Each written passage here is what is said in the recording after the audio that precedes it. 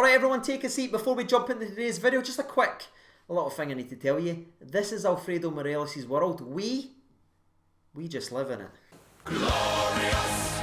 No, I won't give in till I'm victorious. Hello everyone, this is CJ Novo 992 and today we are back with another brand new video. Today's video we are back in the Hat of Destiny. Sit back and talk about the football as Rangers pulled Porto's little scants down, spanked them and sent them back to Portugal. But before we go any further on with today's video, just a friendly reminder between me and thee, we are trying to reach 55k subscribers, so if you could help out that would be tremendous. The subscribe button is right down there, it's free, doesn't cost you a penny, and it just helps all of us on our freaking way. And speaking of on our way, by the way, I don't know what this year's Baku is, but we need to start getting that sung, ladies and gentlemen. Hopefully it fits in lyrically.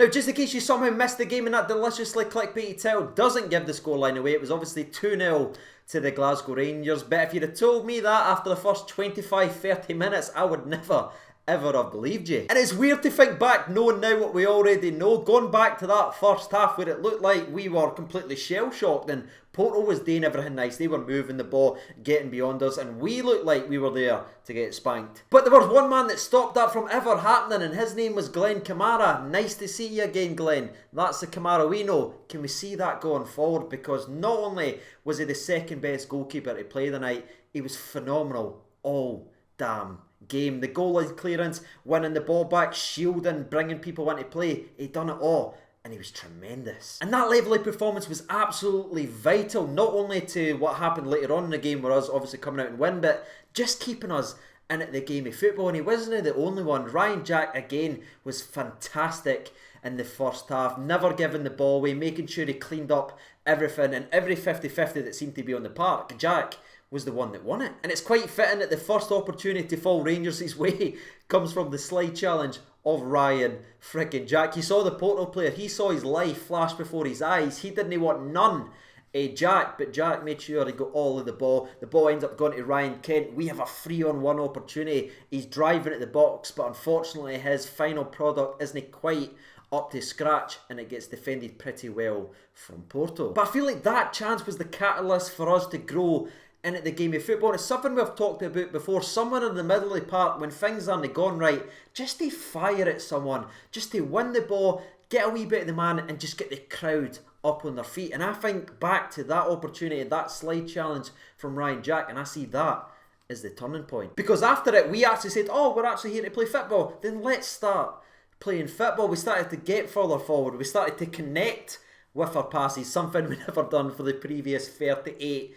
frickin' minutes, but it kept growing and growing and growing, and then it came right to half time where we had a massive opportunity to take the lead just before half time, but unfortunately it fell to the foot of Barker.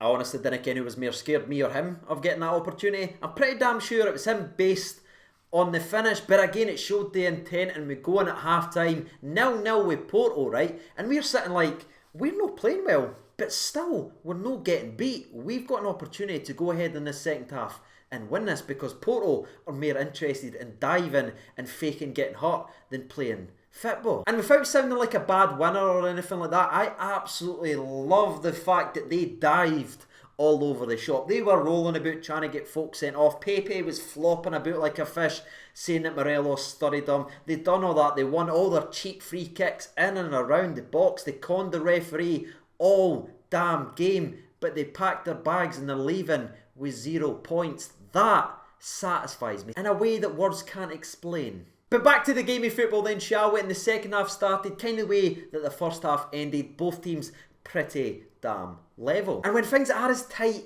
as they were in that game of football, you need someone of true world-class talent to be the difference maker, especially in European football, and we have that in Alfredo frickin' Morelos. Now, I absolutely love this goal, not only for the finish that we're just about to speak about, but just before he scored, Morelos is barking at Ryan Jack because he didn't give him the ball quickly enough. So Tavernier's got the ball out wide, does fantastic work. He's got two men on him, one tries to trip him up. Tavernier stays on his feet, dives for the ball, gets it to Ryan Jack. Ryan Jack does what he's told this time and makes sure he gets the ball quickly to Morelos with a beautiful pass in. But this is where we just have to go say, Alfredo frickin' Morelos. He flips up with his left foot, he waits for the ball to come, and then he volleys it with his quote-unquote weak foot into the bottom corner. Oh my sweet Alfredo Morelos, what actually are you? And just to sum up how crazy this game got, is we barely got our breath back from that phenomenal strike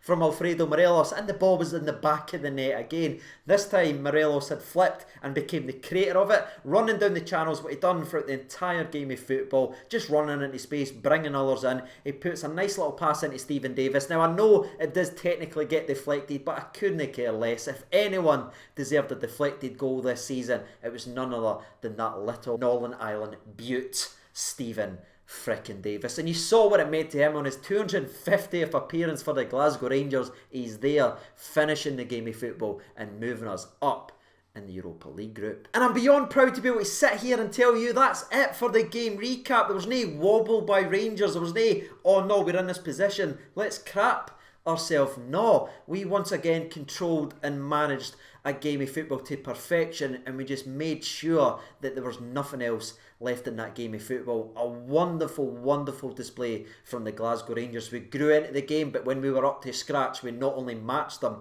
we went ahead and showed that we were the better team. And now I'm handing the reins over to you guys. I want to know your thoughts and opinions on that game of football. While you guys share your opinion, I will go very, very briefly to the individual player performances, because once again, I can't sit here and pick out anyone, but very, very briefly, we've already mentioned Kamara, who I thought was absolutely outstanding. You even saw Steven Gerrard clapping him towards the end of the game, where he sort of dropped his shoulder and drove past 2 or 3 players late in the game of football. You got a round of applause from Gerrard, and that just shows you how good he was playing. But there is another name that I feel like I need to speak about, and that's none other than Connor Goldson. What a performance from the big man. You need a centre-half to take the game by a scruff of the neck and be in the right place at the right time.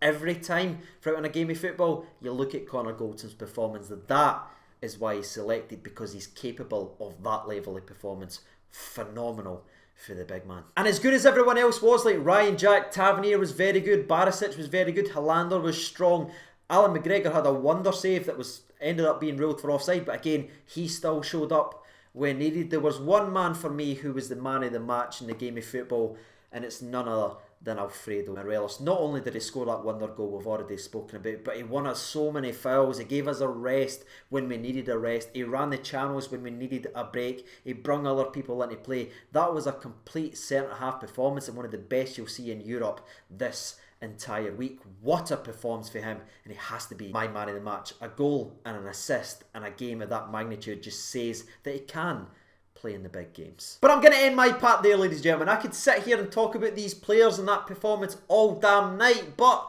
it is pretty late and I want to hear and share in your discussion. So now that me and thee have had their say, let's jump over to Twitter and hear from the people. This is madness. There's been 1,951 votes and there's still 47 minutes remaining. Nation, these are killing it. 5% votes for other, 12% votes for Ryan Kent, 15% votes for the big man, Connor Goldson, but I have to agree with the man in the match poll on Twitter with 68% of the vote is none other than Alfredo. And the first one we're going to read out comes from Barney Stinson, and he writes, in first half I was a huge mark for Kamara. Goal line clearance and the amount of times he broke up play and slowed the game in midfield for us. Second half the man in match was Morelos. That goal, the flick, the strike was beautiful. Then the assist for Stephen Davis was sublime. He was everywhere on the park, and I completely agree with Barney. Stevie Brown writes that Alfie was just boss boy, just getting better and better. We special mention to Glenn Kamara tonight, for it was his best game for a while. Brilliant goal line clearance. Will writes in, easiest way to put it is Morelos killed them and Davis nailed the coffin shut. Effing lovely stuff. Gary Stephen writes in, I love Alfredo Morelos more than my own ma. What?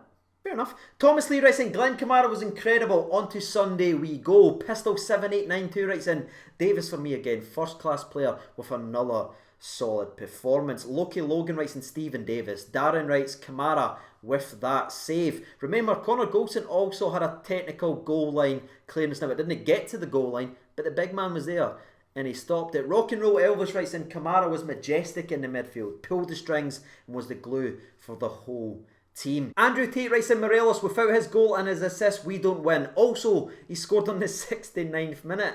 Nice. What else is nice, by the way? It was actually Alan McGregor's 69th appearance in Europe. So you know what that means.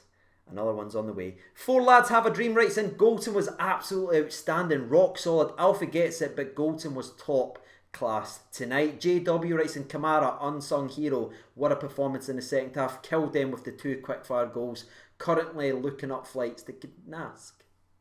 I messed it up, didn't I? Yes. And the last one we're going to read out in tonight's video comes actually from Mick Dobberden, and he writes in, Kamara all day long. That boy played amazing and saved our arse with that goal line clearance. Could have ended a different result if it wasn't for Glenn Kamara. So there it is, ladies and gentlemen, boys and girls. You've heard from the people. You've heard from myself. If you haven't done so already, we just pumped Porto. What are you waiting for? And with all that being said, I have been CJ Novo92. Thank you so much for watching, and bye.